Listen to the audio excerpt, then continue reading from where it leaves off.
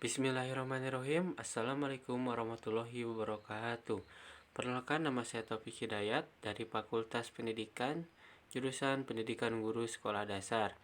Di sini saya akan menjelaskan tentang psikologi sebagai landasan pendidikan dan perkembangan anak untuk melengkapi tugas mata kuliah landasan pendidikan yang dibimbing oleh dosen pengempu Ibu Rizky Alita Istiqomah MPD. Baik, mari kita lanjut untuk membahas psikologi sebagai landasan pendidikan. Psikologi sebagai landasan pendidikan. Psikologis dalam dunia ilmu pendidikan yaitu minat dan kemandirian. Minat sangat berkaitan dengan masalah bahan ajar, alat ajar, situasi, kondisi, serta guru. Tidak bisa dipungkiri lagi bahwa sudah sejak lama bidang psikologi pendidikan telah digunakan sebagai landasan dalam pengembangan teori dan praktek pendidikan dan telah memberikan kontribusi yang besar terhadap pendidikan. Dalam psikologi perkembangan dikaji tentang hakikat perkembangan, tahapan perkembangan, aspek-aspek perkembangan, dan sebagainya. Psikologi pendidikan sebagai ilmu yang mempelajari tentang bagaimana seorang itu dalam proses pembelajaran memiliki sumbangsi yang sangat banyak terhadap berbagai perilaku peserta didik dalam belajar. Desain ini terlebih lagi mengarahkan kepada teknologi yang dirancang, juga memperhatikan berbagai metode pengajaran dan berbagai gaya belajar peserta didik. Perkembangan anak, pengertian pertumbuhan dan perkembangan anak.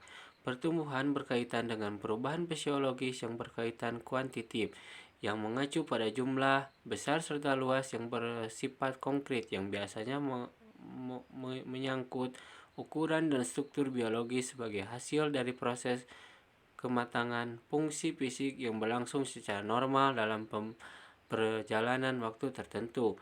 Perkembangan merupakan proses perubahan kualitatif yang mengacu pada kualitas fungsi organ-organ jasmania dan bukan pada organ jasmanianya, sehingga penekanan arti perkembangan terletak pada penyempurnaan fungsi psikologis yang termanifestasi pada kemampuan organ fisiologis. Prinsip-prinsip perkembangan. Prinsip pertumbuhan dan perkembangan menurut Whit Harrington menuturi kematangan. 2. Pertumbuhan dan perkembangan lebih cepat pada tahun-tahun awal. Setiap anak memiliki tempo perkembangan masing-masing. Ada yang cepat, ada yang lambat, dan gelombang perkembangan juga tidak selalu sama. Setiap anak mengikuti periode perkembangan umum. Pengaruh hereditas dan lingkungan sama-sama penting bagi proses pertumbuhan dan perkembangan. Pertumbuhan anak dapat terlambat dan dapat dipercepat. Kapasitas anak yang dibawa sejak lahir tidak mungkin dapat dicapai dengan maksimal tanpa adanya proses belajar. Setiap umur kronologis, anak perempuan lebih cepat terlihat dewasa pada memasuki usia remaja dibanding anak laki-laki. Prinsip perkembangan menurut Harlock. Perkembangan melibatkan adanya perubahan. Perkembangan awal lebih kritis dari perkembangan selanjutnya.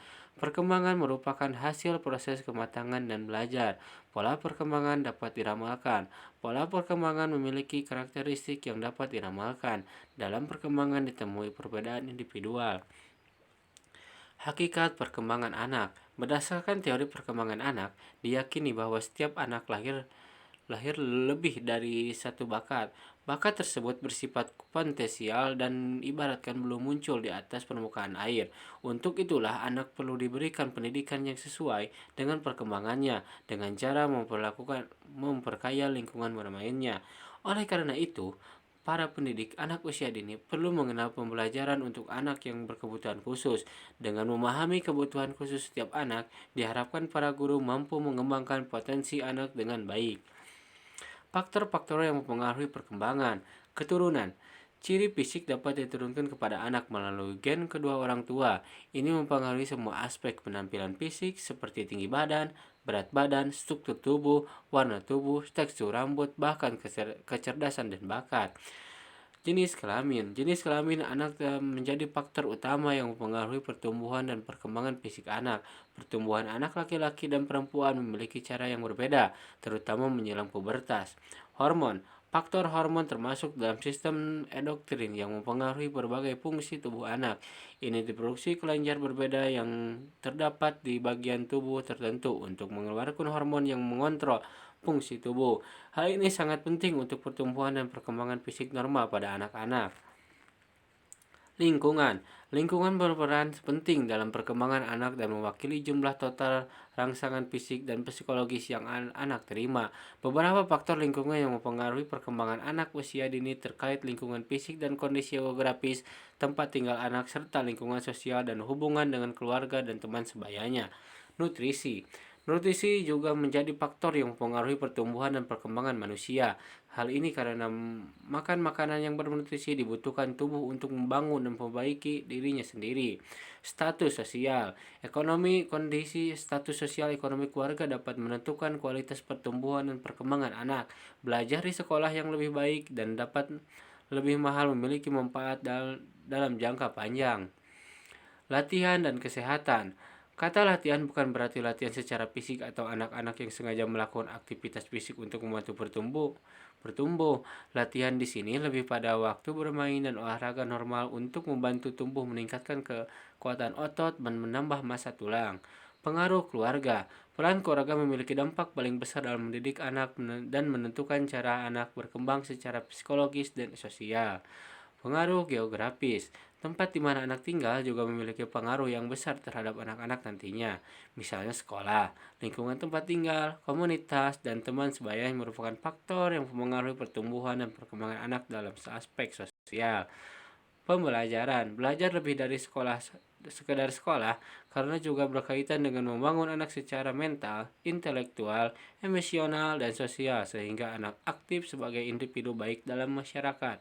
Hal ini membantu perkembangan pemikiran dan anak bisa mencapai kedewasaan. Fase-fase perkembangan. Fase perkembangan yaitu penahapan atau periodisasi rentang kehidupan manusia yang ditandai oleh ciri-ciri atau pola-pola tingkah laku tertentu. Meskipun masing-masing anak mempunyai masa perkembangan yang berlainan, namun secara umum ternyata terdapat tanda-tanda perkembangan yang hampir sama. A. Periode perkembangan berdasarkan ciri-ciri biologis. Fase anak kecil, masa bermain yaitu umur 0-7 tahun yang diakhiri dengan pergantian gigi. 2. Fase anak sekolah atau masa belajar untuk umur 7-14 tahun yang dimulai dengan tumbuhnya gigi baru sampai timbulnya gejala fungsional kelenjar-kelenjar kelamin atau seksual. Fase remaja, pubertas atau masa peralihan dari anak menjadi dewasa 14-21 tahun yang dimulai dari mulai bekerjanya kelenjar-kelenjar kelamin sampai akan memasuki masa dewasa. Fase perkembangan berdasarkan konsep didaktis. Fase sensori motorik.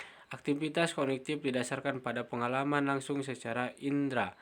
Fase pra-operasional. Anak tidak lagi terikat pada lingkungan sensori. Kesanggupan menyimpan tanggapan bertambah besar. Fase operasi konkret. Pada fase ini, anak mulai berpikir logis. Bentuk aktivitas dapat ditemukan dengan peraturan yang berlaku. Fase operasi formal.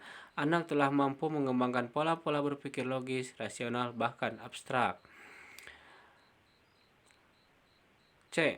Periodisasi perkembangan berdasarkan ciri-ciri psikologis. Para ahli menggunakan aspek psikologis sebagai landasan dalam menganalisis tahap perkembangan, mencari pengalaman-pengalaman psikologis mana yang khas bagi individu, mana pada umumnya dapat digunakan sebagai masa pemindahan dari fase yang lain dalam perkembangannya.